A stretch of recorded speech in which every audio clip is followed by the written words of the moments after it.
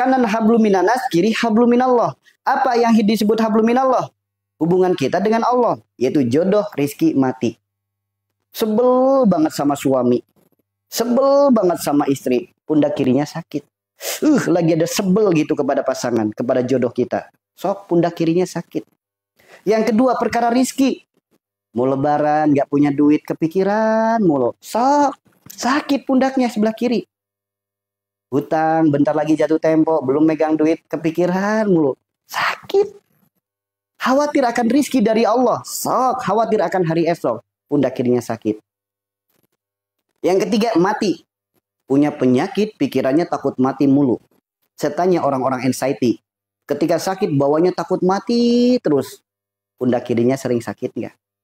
Belikat kirinya sering sakit nggak? Sok. Tuh, itu kalau melihatnya dengan kacamata ruhani. Kalau melihatnya dengan kacamata jasmani, dokter lebih paham teorinya. Kalau melihatnya dengan kacamata ruhani, apa yang harus kita lakukan saat ini? Apa yang harus kita lakukan saat ini? Mohon ampun kepada Allah. Ya Allah, hamba mohon ampunanmu. Ampuni segala dosa-dosa kedunawian hamba, kekhawatiran hamba, kecemasan hamba akan takdir darimu. Mohon ampun saja sama Allah. Kemudian ikhtiarkan. Apa ikhtiarnya? Salah satunya terapi kayak tadi. Ikhtiarkan teman-teman. Ya. Lantas bagaimana? Bagaimana kalau pundaknya sakit dua-duanya? Kanannya sakit, kirinya sakit. Bagaimana kalau sakit dua-duanya? Bagaimana kalau sakit dua-duanya? Biasanya hal seperti ini jarang terjadi pada laki-laki. Kebanyakan orang yang pundaknya sakit kanan kiri, sakit dua-duanya, sakit semuanya, kebanyakan pada perempuan. Kenapa? Karena ketika ada masalah, laki-laki berpikir dengan logikanya, perempuan berpikir kayak pakai rasanya. Ketika mengedepankan rasa, munculnya gemuruh dalam hati, banyaknya pikiran, khawatiran, kecemasan, merasa nggak seberuntung orang lain. Setiap masalah ujung-ujungnya ngomel kepada pasangan. Sok, setiap kali ada masalah, kepikiran terus. Namun ujung daripada masalah itu sering ngomel-ngomel kepada pasangan. Sok, pundaknya sakit dua-duanya. Ibu-ibu yang pundaknya sakit dua-duanya, sering ngomel nggak sama suami? Yuk, ketika kenyataan tak seindah harapan, yang lain dapat baju baru. Lah, ini mah boro-boro. Tapi ujungnya nangis, marahin suami. Beras habis, ngomel-ngomel suami. Emas pucat, emasnya pucat. Emasnya pengen baru, ngomel-ngomel suami. Minta sesuatu, ngomel-ngomel suami. Sok teman-teman. Ya, gitu enggak? Yuk, yang sering ngomel-ngomel ke suami, pundaknya sering sakit enggak?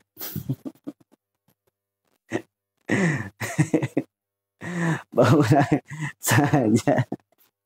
Kalau suami selingkuh gimana Pak Ustadz? Masukin karung, ikat, cemplungin pakai batu. Sebel saya juga sama suami-suami yang suka selingkuh. Yakin gak ngomel? Ya, itu penyakit kalau melihatnya dengan kacamata rohani.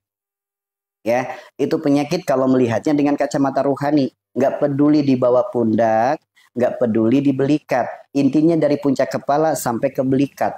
Termasuk semuanya. Nggak usah didetailkan di sini nggak usah. Semua teman-teman.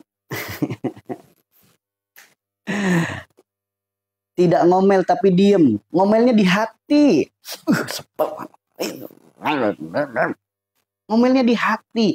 Coba sekali-kali indahkan suasana ketika suami lagi berjuang, namun perjuangannya kenyataan belum seindah harapan. Coba bahagiakan suami ketika lagi makan diliatin, memandangmu. Nanti suami betah, muncul keromantismean, datang malaikat rahmat, terbuka segala kebaikan. Tuh teman-teman, coba teman-teman, kalau semisal ekonomi lagi sulit, nih ya, ekonomi lagi sulit, kenyataan tak seindah harapan, suami berjuang udah sepenuh hati, berjuang udah luar biasa, namun apa yang diinginkan belum Allah wujudkan. So, sekali-kali temenin suami lagi makan, ambilin nasinya, bukan babu, bukan. Karena syariat agama kita, seorang istri itu ambilkan nasi kepada suaminya.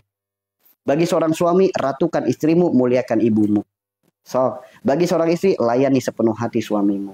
Sok ambilin nasi, taruh, mau suap, mau lok apa sayang, mau ini itu, aduh maaf adanya ikan asin, dah taruh. Nanti kalau suami lagi makan temenin, sambil ditatap wajahnya, nyanyiin dikit, memandangmu. Nanti suami adem bawaannya. Sok datang malaikat rahmat, terbuka keberkahan, terbuka pintu rizki. Karena rumah tangga yang romantis membuka pintu rizki. Sok itu diajarkan oleh Rasulullah. Ya, enak nanti kalau kayak gitu. Tapi udah mas suami tidur-tiduran mulu, udah mah ekonomi sulit, suruh usaha, nyebelin orangnya, udah gitu nyakitin lagi. Sok lagi makan liatin. Insyaflah wahai manusia. Sok biar insyaf teman-teman. Biar insyaf.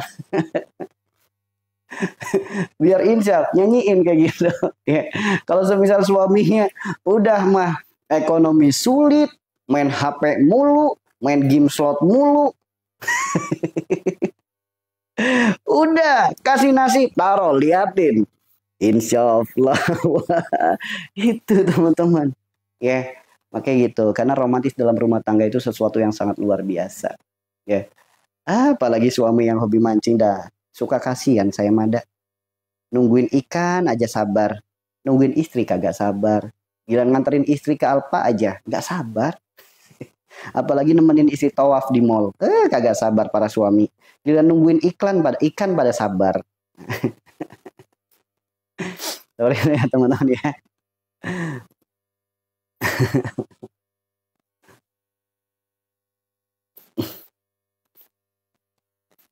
Ini kok jadi pajak curhat sih. Jadi pada curhat ini.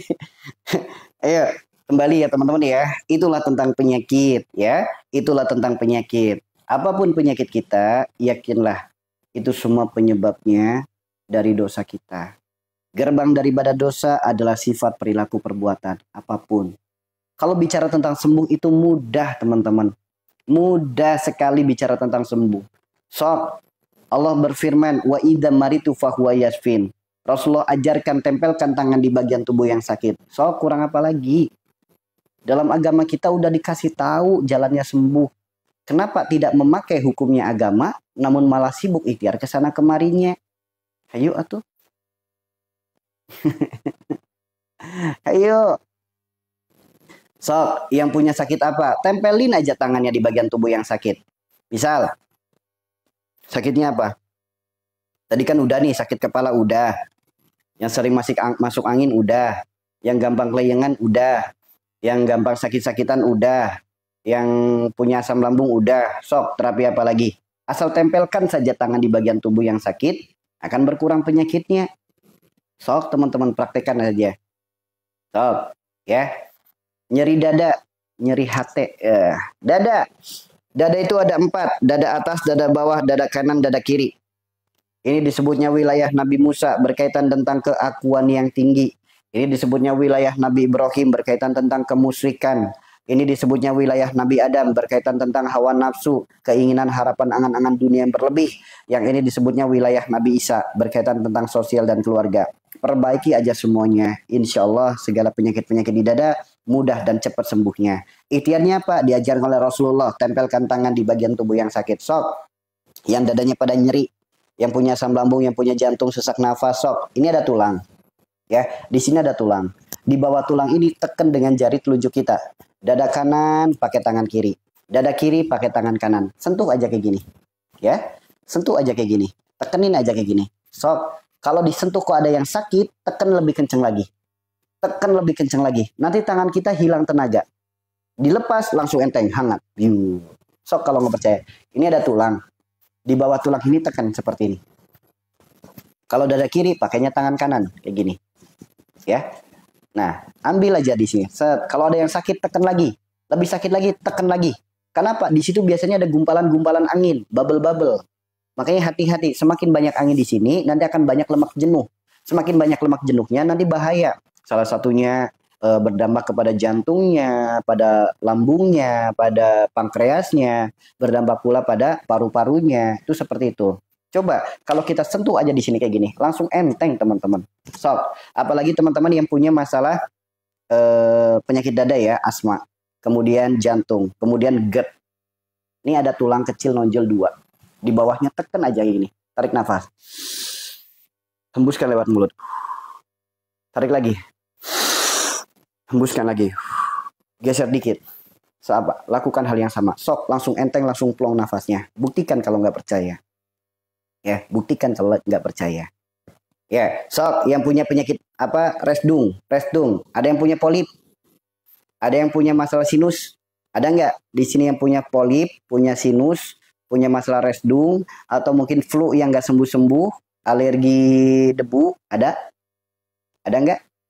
Silakan. Ada nggak di sini? Ada nggak batuk nanti ya? Ada nggak di sini yang punya masalah sinus, polip, resdung, alergi debu, atau flu nggak sembuh-sembuh? Ada? Ada. Lihat, secara jasmani dokter lebih paham teorinya. Dari mana datangnya polip, dari mana resdungnya, dari mana sinusnya. Secara jasmani dokter lebih paham teorinya. Dari rohani, dari mana datangnya penyakit hidung? Lihat, hidung wajah disebutnya wilayah Nabi Yusuf. Hidung sifatnya apa? Mengendus dan mencium. Sok, teman-teman yang terkena penyakit sinus, kenapa kebanyakan perempuan? Sok, karena perempuan gampang baper. Hobinya apa? Suka mencari-cari kesalahan pasangannya. Overprotective. Mungkin efek karena dikecewakan, jadi bawanya kepo terus. Sulit percaya, overprotective kepada pasangannya. Cemburuan kepada pasangannya. Begitupun kepada tetangga, begitupun kepada orang lain. Sok, punya kebiasaan cari-cari kesalahan orang lain. Sok, yang punya penyakit sinus, gitu enggak? Overprotective enggak kepada pasangan? Overprotective enggak kepada pasangan? Yang punya sinus, overprotective enggak Anda kepada pasangan? Overprotective enggak? Cemburuan, mungkin karena pernah dikecewakan, mungkin karena pernah disakitin, mungkin karena pernah diduakan. Iya, ditambah lagi suami jarang ngasih duit, akhirnya jadi galak kepada suami. Itu kalau sinus. Lihat bagaimana jalannya sembuh. Sok, pertama mohon ampun kepada Allah dari dosa-dosa prasangka buruk.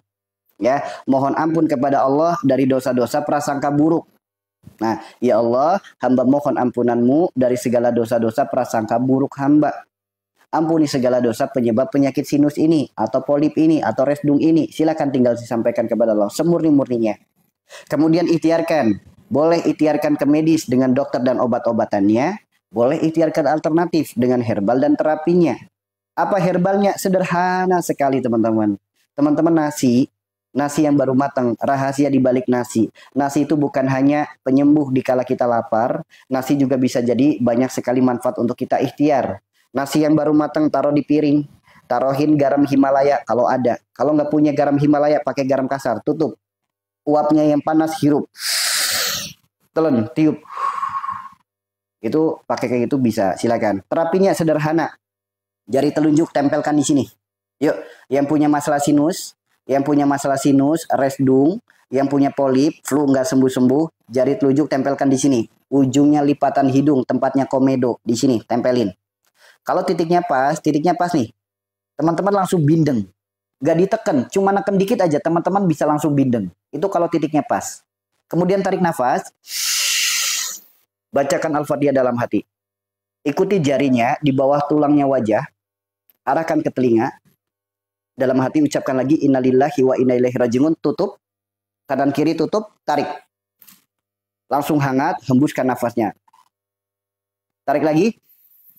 Sok, langsung plong banget nafasnya. Buktikan yang sekarang lagi flu, yang sekarang hidungnya tersumbat, yang punya masalah sinus, punya masalah resdung, silakan. Ya. Jadi ini jari telunjuk tempelkan di sini. Di sini ya. Tarik nafas dulu. Tahan, baca Al-Fatihah dalam hati sambil diusapkan kayak gini. Begitu sudah sampai depan telinga, Al-Fatihahnya selesai, ucapkan innalillahi wa inna ilaihi rajiun, tutup, tarik. Hembuskan lewat mulut. Langsung hangat punggung kita tarik nafas lagi. Langsung enteng nafasnya. Sok, kalau nggak percaya silakan. Kemudian, yang selanjutnya, yang punya masalah di hidung. Sok, dalam kitab Syama'il Muhammadiyah, Rasulullah ajarkan. Ketika nguap, tutup mulut. Kunci mulutnya. Kenapa? Karena ketika kita nguap tutup mulut, angin akan keluar lewat hidung. Yang punya penyakit-penyakit di hidung, sok, nanti keluar aroma-aroma amis.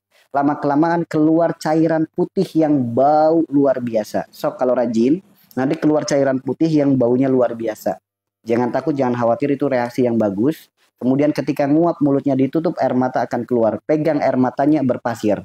Yang punya masalah mata minus, mata plus, mata silinders, glukoma, katarak, rabun, silakan diikhtiarkan. Kalau lagi nguap, mulutnya ditutup. Angin juga akan keluar dari telinga. Sumbatan-sumbatan angin di telinga, penyebab vertigo dan lain sebagainya. Sok pelan-pelan vertigonya bisa sembuh. Seperti itu ya teman-teman ya. Seperti itu ya. Kalau batuk, lihat segala penyakit berkaitan tentang batuk. Mau batuknya baru sehari, mau batuknya udah bertahun-tahun. Intinya penyakit batuk. Lihat, batuk berawal dari mana? Berawal dari dada, bersarang pada leher. Leher adalah batas antara dunia dan akhirat. Lihat, adanya kita di dunia, kita dilahirkan oleh orang tua kita. Adanya di akhirat meninggalkan warisan, yaitu anak keturunan kita. Jika ada sikap, perilaku, perbuatan, ucapan yang menggores luka hati orang tua, itu bisa jadi penyakit leher. Jika ada ucapan, perilaku, perbuatan yang menggores luka hati anak, itu bisa jadi leher. Maka siapapun saat ini yang terkena penyakit di lehernya, baik itu batuk yang nggak sembuh-sembuh, baik itu radang tenggorokan, teroid, kelenjar getah bening, gandongan, dan lain sebagainya. Yuk, perbaiki silaturahim Anda dengan orang tua. Jangan sampai siksa orang tua karena kangennya kepada Anda. Yang orang tuanya masih hidup, kabarin orang tuanya. Sok silaturahim ke orang tuanya. Sok batuknya langsung reda. Kalau nggak percaya, buktikan. Yang orang tuanya udah meninggal, ziarah aja ke makamnya. Sok batuknya langsung mereda. Kalau nggak percaya, buktikan. Buktikan teman-teman. Karena segala penyakit yang ada di leher, penyakit yang berkaitan tentang dunia dan akhirat. Adanya kita di dunia dilahirkan oleh orang tua, adanya kita di akhirat meninggalkan warisan, yaitu anak keturunan kita. Itu seperti itu teman-teman. Maka perbaiki saja hubungan kita dengan orang tua kita maupun mertua kita, dan perbaiki hubungan kita dengan anak kita. Sok, yang anaknya punya penyakit amandel. Yang anaknya punya penyakit amandel. Apa kabar orang tuanya? Sering berantem nggak di depan anak? Yang anaknya punya penyakit amandel. Apa kabar orang tuanya? Sering berantem nggak di depan anak? Ya, sering berantem nggak di depan anak? Sama, ini berlaku. Karena kita semua statusnya adalah anak. Kita semua statusnya adalah anak. Orang tua kita juga statusnya anak. Anak dari neneknya, nenek kita. Tuh teman-teman, semua itu statusnya anak. Ya, seperti itu ya. Seperti itu ya. Lantas bagaimana jika sikap, perilaku, perbuatan, ucapan bukan lagi kepada orang tuanya, bukan lagi kepada anaknya, melainkan kepada Allah Sang Pencipta? Ketika kenyataan tak seindah harapan, dia berjuang sepenuh hati. Namun ketika kenyataan tak seindah harapan, merasa nggak seberuntung orang lain, merasa nggak sebahagia orang lain. Akhirnya apa? Terbesit dalam hati, merasa Allah tidak adil. Merasa Allah tidak adil. Merasa takdirnya nggak baik. Sok, ketika rasa itu terus diikuti, apa penyakitnya? Kelenjar getah bening. Sok teman-teman. Kelenjar getah bening. Dari situlah penyebab penyakit kelenjar getah bening dari kacamata ruhani. Kalau dari kacamata jasmani, dokter lebih paham teorinya. Kalau dari kacamata jasmani, dokter lebih paham teorinya. Lantas bagaimana solusinya? Yang batuknya nggak sembuh-sembuh. Yuk, kalau batuk jangan ikuti batuknya pedagang obat. Batuknya pedagang obat itu gimana? Badan nunduk, tangan ditutup di mulut kayak gini. Nah, ketika kita batuk kayak gini, secara otomatis virus itu akan nempel di telapak tangan kita. Kita nempel pintu, kita nempel pegang apapun, kemudian dipegang orang lain, nular nggak? Berpotensi besar nular. Namun kata dokter apa? Nggak nular, nularnya kan lewat udara. Silakan bisa berstatement bebas. Lihat, ketika kita batuk, badannya nunduk, dadanya sesek nggak? Perutnya senep nggak? Sok, ketika dada itu sesek, lendir dalam paru-paru kita, lendir-lendirnya batuk tentu nggak akan rontok. Maka batuknya semakin lama. Ketika batuknya nular, batuknya semakin lama, siapa yang senang? Pedagang obat. Lantas batuk harus seperti apa? Yuk diajarkan dalam kitab Syama'il Muhammadiyah. Batuk itu gimana? Badan tegak, tangan ditekuk. Batuk itu kayak gini, bukan kayak gini. Bukan kayak gini, batuk tuh kayak gini. Badannya tegak, yuk ikuti yuk. Badan tegak, tangan gini. Arahkan batuk itu ke lipatan sikut. Sok. Bagi teman-teman yang punya ambeien aja, ketarik ke dalam. Sok, badan tegak kayak gini. Batukin. Yang punya ambeien saja ketarik ke dalam. Ketika badannya tegak, sok lendir-lendir di dada, rontok. Belikat kita nonjol, menggetarkan lendir-lendir di dada, sok kalau nggak percaya. Arah batuk ke lipatan tangan, sok segala virus dan bakteri mati di lipatan tangan kita. Kenapa? Karena di sini memiliki kandungan zat asam yang tinggi. Sok, zat asamnya tinggi di sini teman-teman. Sehingga kita batuk, adanya virus bakteri nempel di tangan ini, bagian sini, mati virusnya. Kalau nggak percaya sok, ambil rambut Anda satu yang masih hidup. Ambil rambut yang masih hidup satu. Ambil, taruh, dilipat di tangan ini. Biarkan. Sok, lihat, buka tangannya, rambutnya keriting. Ya, tapi ada juga yang nggak keriting, apalagi yang rambutnya gede-gede. Lihat, ambil rambut satu yang masih hidup, tempelkan di lipatan tangan, tekuk. Biarkan beberapa detik, buka. Keriting rambutnya teman-teman. Kalau nggak percaya buktikan. Ya, jadi batuk itu kayak gini, tangannya gini. Bukan kayak gini. Bukan kayak gini. Badannya tegak. Kalau badannya nunduk, otomatis lendirnya nggak rontok-rontok. Sehingga batuknya semakin lama. Siapa yang senang? Pedagang obat. Maka lihat para pedagang obat. Baik di dalam botolnya, baik dalam packagingnya, baik dalam iklan televisinya, semua gambarnya sama. Sehingga apa? Karena kita sering melihat seperti itu, akhirnya terafirmasi. Maka ketika kita batuk tanpa disadari, kita jadi ikut-ikutan kayak gitu.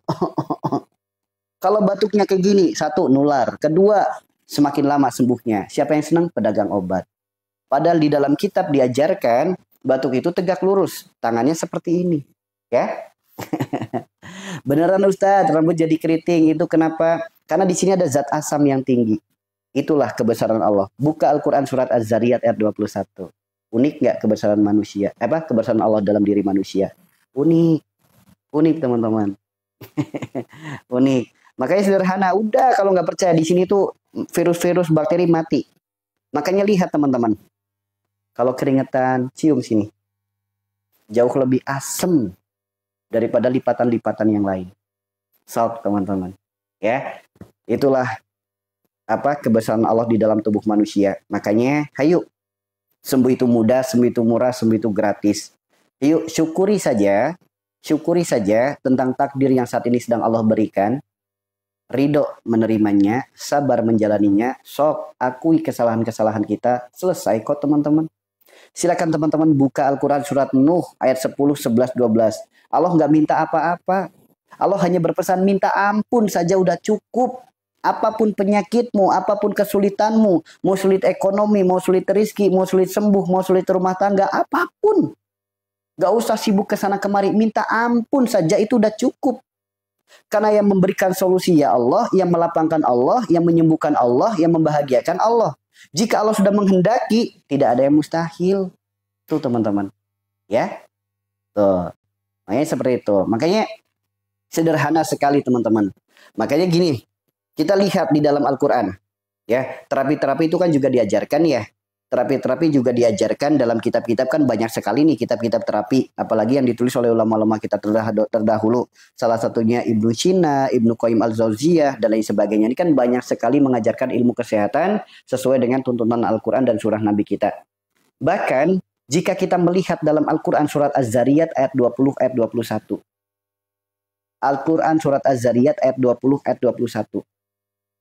Kemudian kita lihat apa yang diajarkan oleh Rasulullah. Cukup tempelkan tangan di bagian tubuh yang sakit. Kemudian dikembangkan oleh para ulama terdahulu. Ada satu terapi, di mana terapi ini memiliki manfaat yang sangat luar biasa teman-teman. Ya, ada satu terapi, di mana terapi ini memiliki manfaat yang sangat luar biasa. Disebutkan dalam kitab. Teman-teman silakan buka dulu Al-Qur'annya. Bagi teman-teman yang masih ragu, bagi teman-teman yang pengen tambah yakin, silakan teman-teman buka Al-Quran surat Az-Zariyat ayat 20, ayat 21. Silakan teman-teman buka Al-Quran surat Az-Zariyat ayat 20, ayat 21. Di dalam bumi ada kebesaran Allah. Di dalam bumi ada apa? Salah satunya ada air. Air disebutkan, air adalah sumber kehidupan. Air adalah sumbernya kebersihan. Kemudian dalam ayat 21-nya, di dalam tubuh manusia ada kebesaran Allah. Maka perhatikan bagi yang yakin. Nah, ayat tersebut sudah menyampaikan hal itu. kemudian diajarkan oleh Rasulullah kebesaran Allah di dalam tubuh manusia, cukup tempelkan tangan di bagian tubuh yang sakit, semua penyakit akan sembuh. Apalagi ketika kita gabungkan, kombinasikan antara Az-Zariyat 20 dan Az-Zariyat 21. Namun Allah berfirman bagi yang yakin. Silakan buka Al-Qur'annya. Apa firmannya? Kata Allah bagi yang yakin. Maka sekarang saya tanya teman-teman, ketika ada petunjuk seperti ini dalam Al-Qur'an, kemudian Allah menanyakan bagi yang yakin, apakah Anda yakin? Apakah Anda yakin? Kemudian diajarkan oleh Rasulullah, dijawab dalam firman Allah. Allah kembali berfirman, bagi yang yakin. Sekarang yang jadi pertanyaan, apakah Anda yakin? Karena ketika kita melakukan apa yang difirmankan oleh Allah, apa yang disabdakan oleh Rasulullah, kemudian dikembangkan oleh para ulama, kita jalankan sesuai tuntunan Al-Quran dan sunnah Nabi kita. Disebutkan dalam kitab. Dengan ikhtiar ini, bisa menjadi ikhtiar untuk apa? Mengeluarkan segala yang kotor, segala yang buruk, segala yang tidak baik, segala yang mengganggu, segala asbab sakit, segala penyakit, segala sihir, bahkan gangguan goib. Bukan hanya hal itu, ternyata dengan ikhtiar terapi ini bisa menjadi wasilah untuk apa? Sempurnanya kembali sel-sel tulang kita, sendi-sendi kita, syaraf-syaraf kita, seluruh organ dalam tubuh kita. Mengeluarkan segala yang kotor itu apa? Kotoran itu ada dua, kotoran syariat, kotoran hakikat. Kotoran yang kelihatan mata dan kotoran yang gak kelihatan mata. Kotoran syariat itu apa? Debu, belek, daki, upil, ketombek, kutu rambut, keputihan. Itu kotoran syariat. Kotoran hakikat, contoh teman-teman tadi yang sudah ikuti praktek terapi angin. Ada yang mual, ada yang merinding, ada yang mules. Itu akan keluar kotoran hakikat. Ada yang sendawa, kemudian ada yang keluar keringat hangat, ada yang berasa segar, mata terang. Itu kotoran hakikat yang keluar namanya. Tadi udah praktek ya? Terapi angin udah praktek tadi? Udah berasa tadi badan segar, keluar keringat hangat, jadi sendawa, ngantuk jadi hilang, mata jadi terang. Udah praktek kan tadi ya? Udah praktek. Nah, itu yang keluar itu namanya kotoran hakikat. Ya, kotoran syariat, kotoran yang kelihatan mata. Kotoran yang kelihatan mata. Debu, belek, daki, upil dan lain sebagainya. Itu kotoran yang kelihatan mata. Yang kedua, segala yang buruk. Segala yang buruk itu apa? Sifat perilaku perbuatan kita yang buruk bisa berdampak buruk pada diri kita. Dari perilaku buruk, habis makan tidur, muncul kolesterol, sok. Segala penyakit kolesterol, ikhtiarkan terapi ini, insya Allah bisa jadi jalan sembuhnya. Barokallah orang-orang baik. Dari perbuatan yang buruk, mutus silaturahim, jadi penyakit stroke, sok. Yang punya penyakit stroke, ikhtiarkan terapi ini. Atau dari perbuatan yang buruk, sibuknya bekerja sampai meninggalkan sholat, jadi saraf kejepit, sok. Yang punya saraf kejepit, ikhtiarkan terapi ini. Atau dari sifat yang kurang baik, hobinya marah-marah, hobinya emosi, muncul tinggi hati sehingga muncul hipertensi, yang punya penyakit darah tinggi, ikhtiarkan terapi ini. Atau kebalikannya, orang yang sifatnya lemah, hatinya lemah, dikit-dikit sakit hati, dikit-dikit kecewa, dikit-dikit baper, dikit-dikit nangis, muncul penyakit darah rendah, yang punya penyakit darah rendah, ikhtiarkan terapi ini teman-teman. Atau mungkin orang yang punya sifat serakah, nggak pernah merasa puas, kurangnya rasa syukur, sehingga muncul gatal-gatal di kulit, apapun penyakit gatal, ikhtiarkan terapi ini teman-teman. Yang ketiga, segala yang tidak baik. Segala yang tidak baik itu apa? Segala yang tidak baik. Contoh, kita makan. Di dalam makanan itu mungkin ada pengawetnya, mungkin ada kimianya, mungkin ada yang berbahayanya. Ketidaktahuan kita berdampak buruk pada organ tubuh kita. Mungkin jadi batu ginjal, mungkin jadi batu empedu, mungkin jadi usus buntu, dan lain sebagainya. So, ikhtiarkan dengan terapi ini, insya Allah bisa jadi jalan sembuh penyakit-penyakit itu, teman-teman. Kemudian, yang keempat, segala yang mengganggu. Ada nggak di sini yang punya penyakit, hidupnya jadi terganggu? Datang pagi takut, datang siang takut, datang malam takut, datang maghrib apalagi. Mau keluar rumah takut, kipas angin takut, dingin takut. Ada nggak? Mau makan ini takut, mau makan itu takut, semuanya ditakutin. Mau sholat, baru wudhu kentut, baru sholat, mau wudhu pipis. Ada nggak yang terganggu seperti itu hidupnya? So, ada nggak yang kehidupannya terganggu dengan penyakit yang seperti itu? Datang pagi takut, datang siang takut, datang malam takut, datang maghrib apalagi, datang debt collector lebih-lebih. Kemudian mau makan ini takut, mau makan itu takut, kipas angin takut, dingin takut, mau mandi takut. Barokallah tidak, ya, ada yang seperti itu. So, ikhtiarkan dengan terapi ini. Yang kelima, yang keenam, segala asbab sakit dan segala penyakit. Nggak peduli apa penyakit kita, nggak peduli dari mana penyebabnya. Intinya semua penyakit dari ujung kepala sampai ujung kaki, apapun namanya, apapun jenisnya, nggak usah disebutkan untuk semua penyakit. Ya, yang kelima, yang keenam. Maaf, yang keenam, yang ketujuh, segala sihir dan gangguan goib.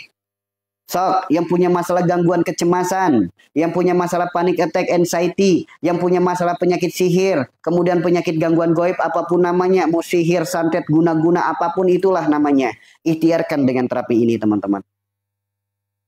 Kemudian selanjutnya, Allah sempurnakan kembali sel-sel tulang kita, sendi kita, syaraf kita, seluruh organ dalam tubuh kita sempurna kembali.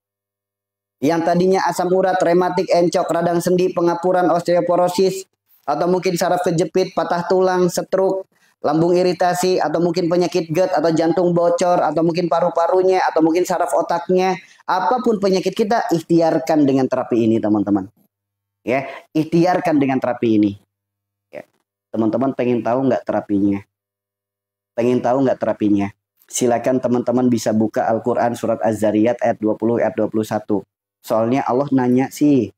Allah nanya bagi yang yakin. Makanya bagi teman-teman yang pengen tahu, saya tanya dulu. Yakin nggak dengan petunjuk Al-Quran? Teman-teman buka dulu Al-Quran surat Az-Zariyat ayat 20, ayat 21. Nanti teman-teman jadi tambah yakin tentang terapi ini. Ya, teman-teman jadi tambah yakin tentang terapi ini. Untuk mempermudah bahasa, kalau dalam kitab disebutnya Pak, tazkiyatun nafas. Bagian daripada pembersihan diri. Boleh jadi adanya kesalahan yang terus kita lakukan, istighfar jarang. Adanya dosa yang sering diperbuat, tobatnya belum. Akhirnya muncul berbagai teguran, penyakit-penyakit dalam tubuh. Bahasanya tazkiyatun nafas. Untuk mempermudah bahasa, sebut aja terapi mandi. Ya, kalau bahasa kitabnya namanya bagian daripada tazkiyatun nafas. Ya, untuk mempermudah bahasa orang kita, sebut aja terapi mandi. Caranya bagaimana? Disebutkan dalam kitab. Persiapkan dulu wadahnya. Persiapkan dulu wadahnya. Apa itu wadah? Kalau di kita bisa ember, bisa baskom, bisa bak mandi.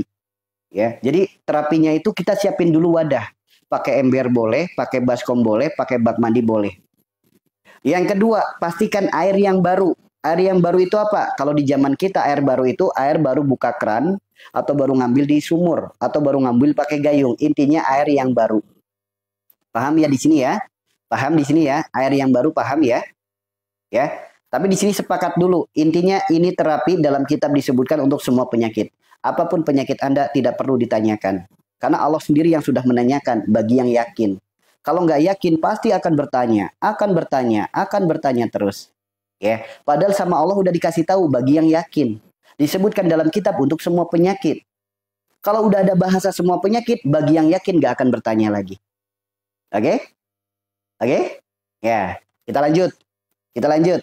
Sepakat? Jadi kalau ada yang bertanya saat saya menjelaskan tidak akan saya jawab. Oke? Kita lanjut ya. Kita lanjut. Ketika dia udah persiapkan wadah kita isi air yang baru. Mungkin pakai keran, mungkin ambil pakai gayung, mungkin ambil pakai sumur. Silakan, intinya air yang baru.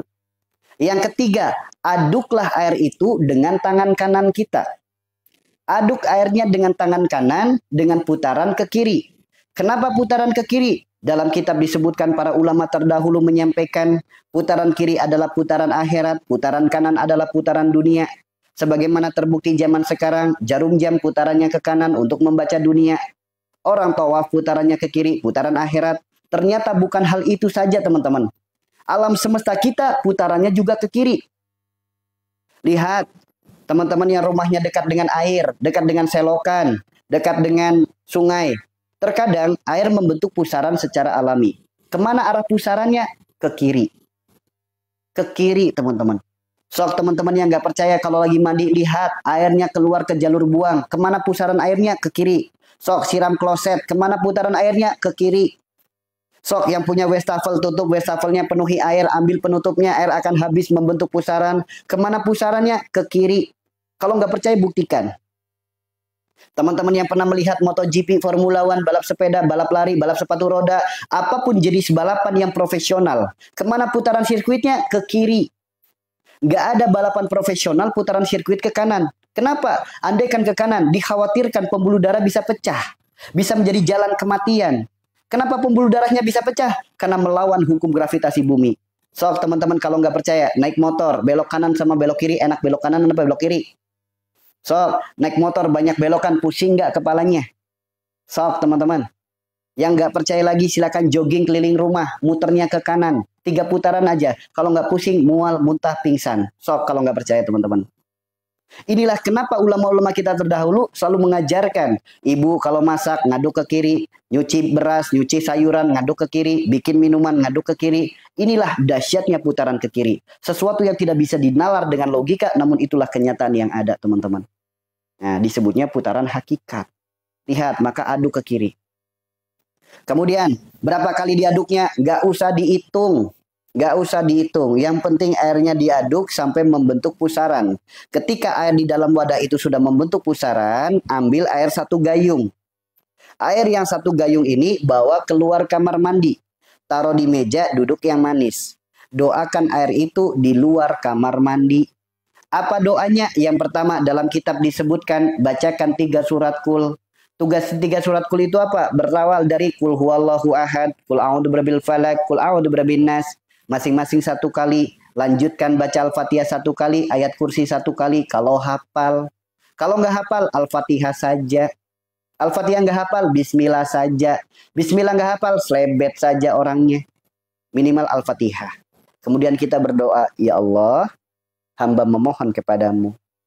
Ridhoilah ikhtiar hamba untuk menjemput sehat dan sembuh yang berkah darimu.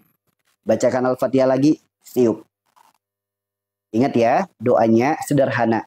Kalau di bahasa Indonesia kan, Ya Allah, hamba memohon kepadamu, ridhoilah ikhtiar hamba untuk menjemput sehat dan sembuh yang berkah darimu. Ya, tuh teman-teman. Doanya sederhana nggak? Sederhana. Kemudian air yang sudah didoakan, tiup. Itulah sunnah teman-teman. Jadi Rasulullah itu kalau mendoakan air di gelas, di wadah itu selalu ditutup dengan ditiup pelan. Bukan ditiup kenceng. Puh, bukan. Itu Mbah Dukun. Kalau Rasulullah ngajarinya pelan. Gitu ya. Air yang sudah didoakan, campurkan lagi di bak mandi. Atau di wadah kita. Kemudian ingat, jika Anda laki-laki tutup 1 wilayah setiap kali mandi. Jika Anda perempuan tutup 2 wilayah. Jika tidak ada penutup, maka jongkok mandinya. Ingat, jika Anda laki-laki ketika mandi tutup 1 wilayah. Jika Anda perempuan tutup 2 wilayah. Kenapa? Andai kan tidak ditutup. Lihat teman-teman, di dalam kamar mandi memang benar kita tertutup, terhindar dari pandangan manusia, namun belum terhindar dari pandangan makhluk gaib. Hati-hati, makhluk gaib yang ada di kamar mandi bisa menjadi CCTV, rekaman-rekaman yang memperlihatkan badan kita yang bisa dibayangkan oleh orang-orang yang punya penyakit hiperseks. Mereka melihat wajah langsung bisa membayangkan lekuk tubuh, bahkan bisa tahu posisi tai lalat kita di mana, dari mana bayangan itu bisa terwujud. Salah satunya rekaman-rekaman makhluk-makhluk yang ada di kamar mandi. Ya kalau bahasa kita rekaman gitu teman-teman. Ya, karena di dalam tubuh kita ada korin, di dalam tubuh orang lain ada korin. Sok mereka bekerja sama. Apapun yang jadi rekamannya diberikan semuanya kepada orang yang sedang membayangkan diri kita. Itulah kenapa hati-hati dengan penyakit ain. Kita ngupload foto aja, foto kita dilihat oleh orang yang terkena penyakit itu. Orang itu bisa tahu detail tentang lekuk tubuh kita. Di mana tai lalat kita. Bahkan bisa membayangkan bagaimana rasanya kalau bersama dengan kita. Ngeri nggak kayak gitu? Ya, makanya hayu. Di usia berapa Anda baru tahu? Ternyata kalau mandi, laki-laki 1 wilayah ditutup. Kalau perempuan 2 wilayah ditutup. Kalau nggak ditutup, maka jongkok mandinya. Ya, kemudian mandinya bagaimana? Siram dulu kaki kanan. Dari bawah sampai ke pinggang. Kemudian siram kaki kiri dari bawah sampai ke pinggang. Lalu siram pundak kita sebelah kanan, depan belakang. Siram pundak kita sebelah kiri, depan belakang. Lalu siramlah kepala kita. Pastikan semuanya basah. Ketika semuanya sudah basah, jangan buru-buru pakai sabun. Jangan buru-buru pakai sampo. Jangan teman-teman. Bisa diulang bacaannya. Yang pertama bacakan 3 surat Qul. Bacakan Al-Fatihah, bacakan ayat kursi. Cukup itu saja. Ya, cukup itu saja. Ya, cukup itu saja. Bacakan 3 surat Qul, Al-Fatihah dan ayat kursi. Silakan. Ya, silakan. Ini lagi bahas untuk semua penyakit, dengarkan saja. Ya, Allah sudah berfirman bagi yang yakin, maka cukup yakini saja, langsung praktekkan. Setelah disiram pastikan semuanya basah. Setelah semuanya basah, jangan buru-buru pakai sabun, jangan buru-buru pakai sampo. Diajarkan oleh Rasulullah, tempelkan tangan di bagian tubuh yang sakit, akan berkurang penyakitnya, bahkan bisa jadi jalan sembuhnya. Kalau teman-teman punya penyakit stroke, usap tangannya yang stroke, usap kakinya yang stroke. Kalau punya penyakit di perut, asam lambung, batu ginjal, dan lain sebagainya, usap perutnya. Yang punya penyakit di dada, di leher, di mata, di telinga, dimanapun bagian tubuh kita yang sakit, usap dengan telapak tangan dan jari jemari kita. Atau mungkin bagi teman-teman yang saat ini sedang terkena penyakit saraf kejepit, yuk. Mukjizat gerakan sholat, seperti orang ruku, pegang pinggangnya. Usap sampai ke belakang. Sok, apapun penyakit kita, jangkolah dengan telapak tangan dan jari jemari kita. Jika kita ingin bersih, jika kita ingin sehat seluruh organ dalam tubuh kita, maka dari puncak kepala, rambut kita usap-usap seperti ini. Wajah kita usap seperti ini. Matanya kita bersihkan, yang punya mata minus, mata plus, mata silinder, glukoma, katarak, mata rabun, bersihkan saja matanya saat mandi kayak gini. Yang punya masalah di telinga seperti vertigo, telinga berdenging, telinga bernanah, usapkan saja telinganya. Kemudian wajahnya yang punya masalah jerawat, flek hitam, komedo, dan lain sebagainya, usapkan wajahnya. Masukin kelingking kita ke hidung, yang punya masalah sinus, resdung, polip, dan lain sebagainya. Masukin jari kita ke mulut, yang punya masalah bau mulut, yang punya masalah sariawan, gusi bengkak, sakit gigi, usapin saja. Diusap ke seluruh organ dalam tubuh kita. Bagian tubuh kita jangan ada bagian yang terlewatkan secelah pun, sedikit pun.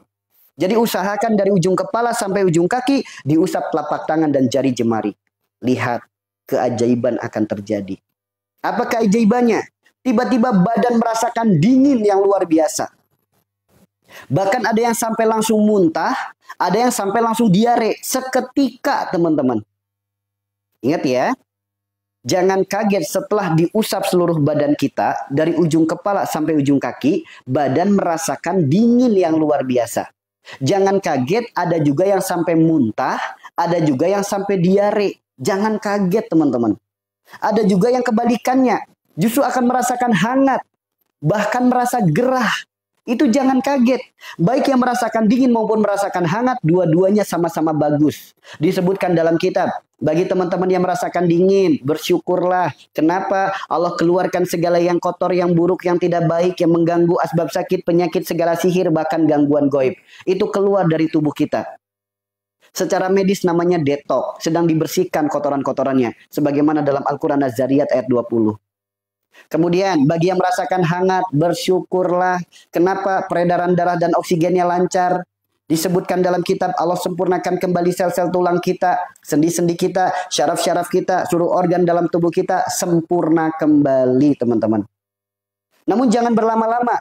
Segerakan pakai sampo atau pakai sabun. Segerakan siram lagi. Kenapa? Andaikan gak disiram lagi, gak segera pakai sampo, gak segera pakai sabun, dinginnya makin kuat, panasnya makin kuat.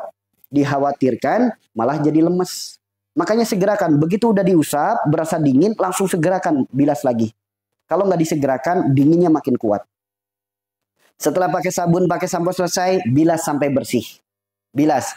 Air yang di wadah habis, tambahin lagi. Nggak usah diaduk lagi, tambahin aja, bilas sampai bersih.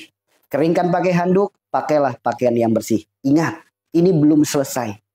Setelah memakai pakaian yang bersih, masuk pembersihan yang kedua, disebutnya tazkiyatun nafas. Teman-teman akan merasakan sesuatu yang sangat luar biasa. Badan ada yang lemes, ada yang mendadak jadi diare, ada yang mendadak jadi muntah, ada yang mendadak jadi sakit kepala, ada yang mendadak jadi demam, ada yang mendadak jadi gatal-gatal. Itu jangan kaget. Itu bukan penyakit, melainkan detox. Keluarnya kotoran-kotoran dan penyakit-penyakit kita. Boleh jadi karena adanya kesalahan yang sering kita lakukan, istighfar kita jarang, adanya dosa yang sering kita perbuat, tobatnya belum. Dibersihkan kotoran-kotoran itu. Kenapa bisa seperti itu ya Allah? Yuk renungkan baik-baik teman-teman. Kita pakai baju. Baju yang kita pakai, bajunya kotor. Berlumuran dengan najis. Boleh nggak baju yang kotor, banyak najisnya, kita pakai untuk sholat menghadap kepada Allah, boleh nggak teman-teman? Saya tanya sekali lagi, boleh nggak kita sholat menghadap kepada Allah, pakai baju yang kotor, pakai baju yang berlumuran najis? Boleh nggak teman-teman? Boleh nggak? Boleh nggak? Nggak boleh kan? Coba renungkan. Untuk sholat saja, baju yang kita kenakan harus bersih. Untuk menghadap kepada Allah, baju yang kita kenakan harus bersih. Apa kabar diri kita yang tiap hari ngotorin diri dengan kesalahan, tiap hari ngotorin diri dengan dosa. Sedangkan kita semuanya akan berpulang kepada Rob yang Maha Suci. Apakah kita nggak dibersihkan dulu? Jika di alam akhirat dibersihkannya dengan siksa kubur dan api neraka, nauzubillah. Jika di alam dunia dibersihkannya pun sama sebagaimana pakaian dibersihkan. Direndam dulu badan sampai kedinginan. Dikucek-kucek, disikat-sikat, dikebrok-kebrok, badan pegelinu nggak karuan. Dibilas, diputar dulu, kepala sampai pusing. Diperes sampai muntah, diperes sampai diare. Kemudian dikeringkan, dipanasin, dianginin. Begitu kering disetrika, muncul demam panas dingin luar biasa. Jangan kaget. Itu bukan penyakit, melainkan detok. Bahasa kerennya tazkiyatun nafas. Bagian daripada pembersihan diri. Itu lagi dibersihin. Minum obat juga nggak ngaruh. Karena itu reaksi alami. Alami. Meskipun pusing diminumin obat nggak ngaruh. Nggak usah khawatir. Durasinya hanya apa? Durasinya kurang lebih hanya 3 jam. Ya, durasinya kurang lebih 3 jam. Lihat teman-teman. Pakaian kotor, dicuci, bersih, begitu kering, disetrika, kita pakai lagi, nyaman nggak teman-teman? Pakaian kotor, dicuci, bersih, begitu kering, disetrika, kita pakai lagi, nyaman nggak pakaiannya? Nyaman nggak pakaiannya? Nyaman kan pastinya? Begitupun lihat diri kita. Setelah melakukan terapi ini, begitu kita mengalami mungkin kepala pusing, mungkin diare, mungkin muntah, mungkin pegelinu, mungkin gatel-gatel. Setelah 3 jam kemudian sembuh, lihat. Ada sesuatu yang sangat luar biasa tidak mampu kita ungkapkan dengan kata-kata. Adanya ketenangan hati yang sangat luar biasa. Adanya tenang pikiran, adanya rasa bahagia yang sulit diungkapkan dengan kata-kata. Tenangnya hati membuat tenang pikiran. Ibadah jadi makin nikmat, ibadah jadi makin khusyuk. Bahkan sesuatu yang sangat luar biasa mungkin pertama kali teman-teman akan alami. Setelah melakukan terapi ini, begitu muntah, diare, setelah sembuh muncul ketenangan. Begitu sholat baru takbir. Allahu Akbar. Langsung nangis. Tidak mampu menahan bendungan air mata, langsung nangis. Saya tanya, teman-teman yang sudah pernah praktek terapi ini. Yang sudah pernah praktek terapi ini. Begitu selesai terapi, nyaman hatinya, rasa bahagia, muncul ketenangan. Begitu sholat, nangis nggak teman-teman? Yang sudah pernah praktek, begitu sholat, nangis nggak teman-teman? Ya Pak, simak saja yang baru gabung. Yuk, yang sudah pernah praktek, begitu selesai terapi, sampai demam, ada yang sampai muntah, ada yang sampai menggigil, ada yang sampai gatel. Begitu itu semuanya udah selesai, teman-teman sholat, nangis. Baru takbir, Allah, langsung nangis. Kenapa? Ingat semua dengan kesalahan, ingat semua dengan dosa-dosa. Seakan-akan hari itu adalah hari yang terbaik. Seakan-akan hari itu adalah sholatnya yang terbaik. Seakan-akan hari itu adalah munajat yang terbaik. Bahkan tidak mau buru-buru sholatnya. Pengen berlama-lama sholatnya. Luar biasa yang dirasakan teman-teman. Sholat jadi makin nikmat, keimanan jadi meningkat. Sholat jadi makin khusyuk, ibadah jadi makin nyaman. Hati tenang, pikiran tenang. Sehingga muncul dari dalam hati namanya tawakal. Allah berfirman dalam Al-Quran surat At-Tolak ayat 2 ayat 3. Wa may yattaqilla yaj'al lahu makhraja wa yarzuqhu min haitsu la yahtasib wa may yatawakkal 'alallahi fa huwa hasbuh innallaha balighul amri qad ja'alallahu likulli syai'in qadra. Allah berfirman kepada siapapun hambanya yang bertawakal kepadanya, Allah berjanji akan berikan pintu-pintu pertolongan dari arah yang tidak disangka-sangkanya. Apa yang menjadi kesulitannya, Allah datangkan kemudahannya. Apa yang menjadi kesempitannya, Allah datangkan kelapangannya. Apapun yang menjadi kesedihannya, Allah datangkan kebahagiaannya. Dan apapun yang menjadi penyakitnya, Allah datangkan jalan sembuhnya. Sehingga apa? Terwujudlah di sini ditulis solusi sehat lahir dan batin. Bukan hanya penyakit jasmani saja yang sehat. Ruhani kita ikut sehat. Kehidupan kita ikut sehat. Penghidupan kita ikut sehat. Sok, ikut sehat nggak sekarang? Masalah-masalah ikut terurai nggak sekarang? Sok, kesulitan-kesulitan ikut terbuka nggak menjadi kemudahan sekarang? Lihat teman-teman. Kenapa bisa seperti itu? Hanya dengan sebatas mandi. Hanya dengan sebatas ayat-ayat yang diajarkan. Hanya sebatas mengusap badan di bagian tubuh yang sakit. Sebagaimana yang Rasulullah ajarkan. Kenapa bisa memiliki reaksi sedahsyat itu? Kenapa bisa memiliki pengaruh sedahsyat itu? Kenapa bisa seperti itu? Allah menjawab dalam Al-Quran surat Az-Zariyat ayat 20, ayat 21. Allah berfirman, di dalam bumi ada kebesaran Allah. Di dalam bumi ada air. Air adalah sumber kehidupan. Air adalah sumbernya rasa. Allah hidupkan kembali syaraf-syaraf yang mati. Allah hidupkan kembali organ tubuh yang bermasalah. Allah hidupkan kembali hati kita dengan keimanan dan ketaatan. Dari air menjadi sumber kebersihan. Allah bersihkan segala yang kotor, yang buruk, yang tidak baik, yang mengganggu asbab sakit, penyakit, segala sihir, segala gangguan gaib. Allah bersihkan kembali. Diajarkan oleh Rasulullah, tempelkan tangan di bagian tubuh yang sakit akan berkurang penyakitnya. Ada apa di balik tangan kita? Kenapa tubuhnya yang harus diusap? Allah menjawabnya dalam Az-Zariyat ayat 21. Karena di dalam tubuh manusia ada kebesaran Allah. Maka perhatikan, itu firmannya. Maka perhatikan, tubuh kita tidak ada apa-apanya. Tubuh kita hanya dipenuhi dengan garis. Jika kita mau menghitung, baik dari garis rambut, garis dahi, garis mata, garis hidung, garis mulut, garis leher, garis perut, garis dada, garis kaki, garis tangan. Ternyata garis di dalam tubuh kita, jika kita mau menghitungnya, jumlahnya ada 114 garis. Sebagaimana 114 surat dalam Al-Quran. Saya tanya, ini kebetulan atau kebesaran Allah? Diajarkan oleh Rasulullah, tempelkan tangan di bagian tubuh yang sakit, berkurang penyakitnya.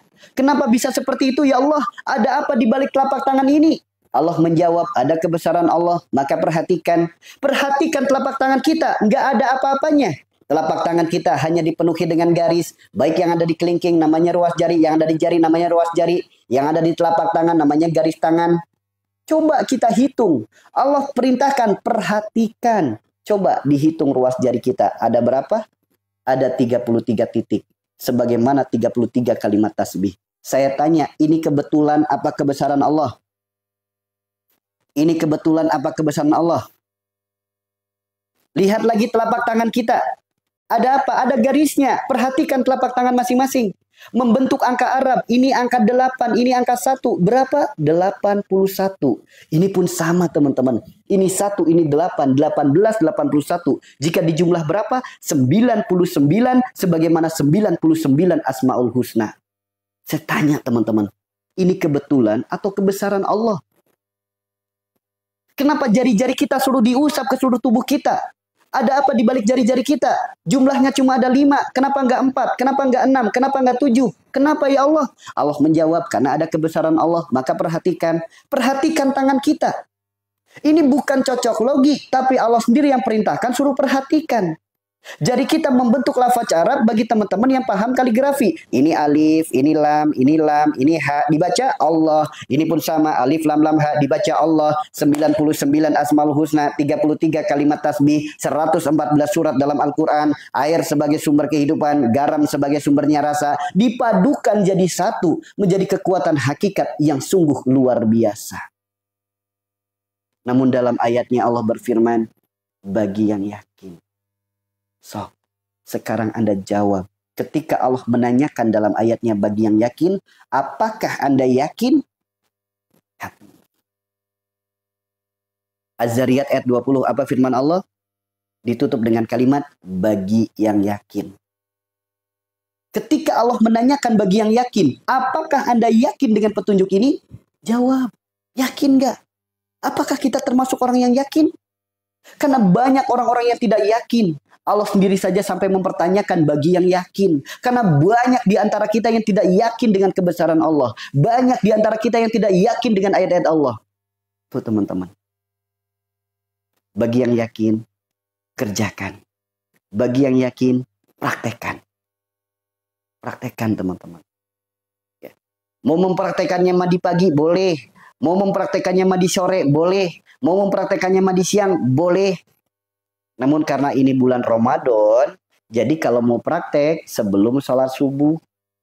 Karena ini bulan Ramadan, kalau mau praktek usahakan saat sahur. Karena di saat pagi, di saat siang, di saat sore dikhawatirkan jadi makruh. Bisa rusak puasanya. Maka silakan lakukannya kalau bulan Ramadan sebelum sholat subuh. Kalau bulan-bulan yang lain bebas, pagi boleh, siang boleh, sore boleh, bebas teman-teman. Ya, bebas teman-teman. Ya. Ya. Paham di sini? Paham? Yuk. Kemudian mau pakai air dingin? Boleh. Mau pakai air hangat? Boleh. Silakan teman-teman. Pakai air dingin boleh, pakai air hangat boleh, senyamannya teman-teman. Kemudian, nanti jangan kaget. Awal-awal terapi mungkin ada yang gatel, ada yang kulitnya kering, ada yang jadi iritasi, ada yang bentol-bentol, ada yang seperti orang panas dalam. Itu jangan kaget. Ya, itu jangan kaget. Oke? Jangan kaget kalau setelah terapi ternyata badan kita malah jadi gatel, malah muncul bentol-bentol, atau mungkin kulitnya jadi kering, atau mungkin berasa seperti orang panas dalam. Itu jangan kaget, itu bukan penyakit dan itu nggak harus ditakuti. Ya, syukur-syukur nggak sampai ngalamin. Ketika di dalam hati kita masih ada api dendam, api kesombongan, api kebencian, iri, dengki, serakah, ujub, dan lain sebagainya. Bagaikan tungku api. Ya, bagaikan tungku api. Tungku api sekali disiram, api tidak langsung padam. Akan mengeluarkan asap. So, tungku api disiram sekali padam nggak? Nggak padam kan? Akan keluar asap.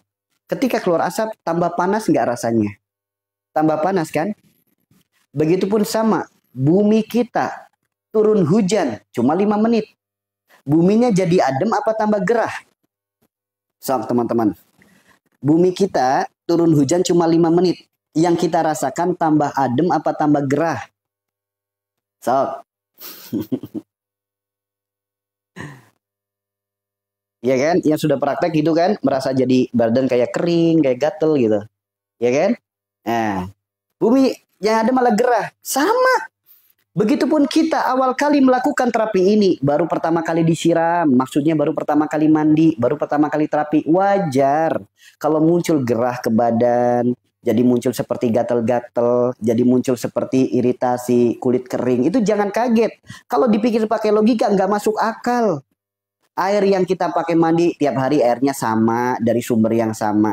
Sabunnya juga sama, samponya juga sama. Cuma bedanya diawali dengan doa, kemudian dilakukan diusap sebagaimana diajarkan Rasulullah. Kenapa efeknya bisa sampai seperti itu? Nah, itu yang harus kita renungkan. Tapi nggak usah khawatir teman-teman. Nggak usah khawatir. Insya Allah nanti diulang. Nggak usah khawatir. Yang pada intinya nggak usah khawatir. Intinya gini teman-teman. Ambil air 1 gayung, doakan 3 surat kul, baca Al-Fatihah ayat kursi, kemudian aduk airnya, siram kaki kanan, siram kaki kiri, siram pundak kanan, siram pundak kiri, siram kepala kita, lalu usap badan kita. Setelah diusap badan kita, lalu pakai sabun, pakai sampo, setelah itu bilas dengan bersih. Nah, cukup kayak gitu aja terapinya. Sederhana sekali, tapi kenapa manfaatnya sangat luar biasa sekali. Sebenarnya tadi udah dijelaskan panjang lebar ya. Kalau untuk mengulang semuanya nanti durasinya 1 jam lagi ini teman-teman. Karena untuk menjelaskan aja sudah 1 jam, hampir 1 jam itu. Ya, jadi panjang memang durasinya. Sederhana, yang penting airnya doakan dulu sebelum mandi. Intinya itu teman-teman. Ya, doanya kalau lihat HP boleh, boleh. Kalau nggak hafal Al-Fatihah saja cukup, nggak apa-apa. Kemudian airnya diaduk. Nah, bagi teman-teman yang teman-teman yang setelah mandi kok kulitnya jadi kering, kulitnya jadi gatal-gatal, nggak usah khawatir. Teman-teman bisa pakai lotion, bisa pakai pelembab kulit, bisa pakai hand body. Untuk apa? Untuk supaya kulit nggak kering. Itu teman-teman bisa pakai pelembab kulit. Minta ke istrinya bagi para suami, atau silakan para istri pakai pelembabnya, pakai lotion merek apapun bebas. Atau kalau nggak bisa ikuti dengan cara-cara yang diajarkan oleh Siti Aisyah. Siti Aisyah itu mengajarkan cara mandi yang sangat luar biasa, memiliki manfaat yang sangat luar biasa. Di mana setiap kali akhir sebelum mandi, disebutnya bilasan akhir. Ambil air 1 gayung, dikasih 3 tetes minyak Siti Aisyah, diaduk sampai rata, diguyurkan di kepala. Kita usap-usap rambut kita, yang punya masalah rambut rontok, ketombe kutu rambut, insya Allah terhempaskan. Yang punya masalah di wajah, usap wajahnya, jerawat, flek hitam, komedo, insya Allah terhempaskan. Usapkan ke badan kita, yang punya masalah bau badan, yang punya masalah penyakit kulit, vitiligo, ataupun gatal-gatal, kadas, kurap, kutil, panu, eksim, silakan diikhtiarkan. Itu sangat luar biasa manfaatnya. Bahkan sesuatu yang sangat luar biasa bermanfaat pula khususnya bagi para perempuan. Perempuan-perempuan yang punya masalah aroma tidak sedap setelah datang bulan, yang punya masalah keputihan, bau, gatel, silakan diikhtiarkan. Diajarkan air setengah gayung. Dikasih 3 tetes minyak Siti Aisyah. Diaduk sampai rata. Celupin kain halus, celupin kain lembut. Dengan 3 jari, jari tengah ditonjolin, elap dari depan ke belakang di wilayah itu. Peres kainnya, celupin lagi, elap lagi dari depan ke belakang, peres kainnya. Lakukan berulang-ulang. Dalam kitab disebutkan 7-9 kali. Apapun itu namanya, keputihan, bau, gatel, apapun lah penyakit-penyakit di wilayah itu. Insya Allah bisa jadi solusinya. Bahkan teman-teman, dalam kitab ini disebutkan, aroma itu bisa membantu menambah kekhusyuan dalam ibadah. Membantu ya, menenangkan pikiran, membantu meningkatkan rasa percaya diri. Teman-teman cukup dioles di telapak tangan, digosok, arahkan ke baju, arahkan ke kulit, pakai sebelum sholat sebagaimana diajarkan oleh Rasulullah. Selain mendapatkan pahalanya sunnah, insya Allah dari aroma yang terhirup bisa membantu menenangkan pikiran, sehingga sholat menambah kekhusyuan, melahirkan ketenangan dalam pikiran. Yang punya masalah depresi, gangguan kecemasan, panic attack, anxiety, skizofrenia, atau teman-teman yang punya masalah asam lambung, sok, atau yang punya insomnia juga ikhtiarkan. Dioles di telapak tangan, digosokkan. Arahkan ke baju boleh, arahkan ke kulit langsung boleh. Pakai sebelum tidur atau sebelum dinas dengan pasangan. Dalam kitab disebutkan, meskipun usia tidak muda lagi, usia pernikahan bukan baru lagi, Anda akan merasakan kebahagiaan sebagaimana pengantin baru lagi. Kenapa? Meningkatkan rasa percaya diri. Sok teman-teman. Ya, bagi yang ruam-ruam silakan, gatal-gatal seperti biang keringat ruam-ruam silakan, air 1 gayung, kasih 3 tetes minyak Siti Aisyah, diaduk sampai rata, diguyurkan di badan, usap-usap saja. Kalau jenisnya eksim, tetesin langsung olesin, panu tetesin langsung olesin, kutil tetesin langsung olesin saja. Vitiligo pun sama, area-area putihnya olesin, silakan bisa diikhtiarkan, ya bisa diikhtiarkan. Wanginya banget, ya sholat jadi khusyuk. Ya silakan. Bagi teman-teman yang belum punya silakan bisa diikhtiarkan. Semoga teman-teman semuanya doa terbaik ya. Semoga teman-teman semuanya bisa umroh ke tanah suci. Semoga teman-teman semuanya bisa berkunjung juga ke Bukit Taif, tempat yang bersejarah, tempat di mana Rasulullah dulu dilempari batu, sekarang menjadi tempat yang subur, kaya dan makmur. Sekarang tempat di situ juga ada pabrik minyak wanginya. Teman-teman bisa beli langsung di pabriknya, atau bisa nitip ke saudara atau keluarga yang sedang umroh di sana. Kemudian bisa juga teman-teman cari di Indonesia, cari di toko parfum terdekat, cari di daerah teman-teman, cari di kota teman-teman. Nama judulnya apa? Tibun Nabawi.